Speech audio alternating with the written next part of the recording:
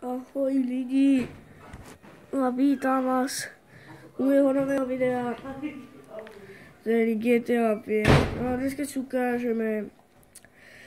si neukážeme nič, ale toto je taká informačné video, že aj GTA 5 online bude vydávať a dúfam, že mne bude líbiť všetko, čo bude vydávať. No a ešte vám chcem říct, že dneska vydám na GTA 5 online Secret Location, že vám ukážu alebo možno vám to ukážu teraz, ale možno to aj teraz ukážu, ja tam pôjdu a nebudem to informačné, ale teraz vám to ukážu. Ja sa tam dám play a pôjdem tam. No lidi, ja som tu a túto sa to nachádza, presne túto, je to na letisko, áno.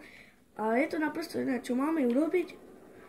Máme ísť do istých, alebo normálnych a pôjdeme takto rovno a prejdeme tých dverí a musíte počuť, že my už tu chodíme a najlepšie to doporučujú, aby ste si to vyskúšali, lebo túto je najlepšia skrýž, keď sa môžeme od fízlami skovať.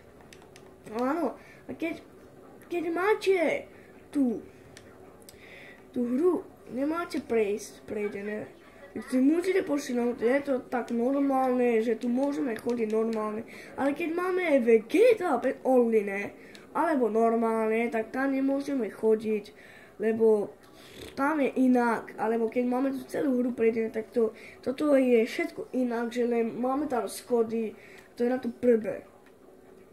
No lidi, ja dúfam, že toto videjko sa vám líbilo. Pokud áno, dajte like a ja budem vám veľmi vďačný a urobíme ešte ďalšie videjko, ďalšie. A ja teším sa, že aj urobím toľko videí, koľko môžu, ale keď nebudem mať lajky alebo like, tak neurobím ani jeden, ale nechám to tak.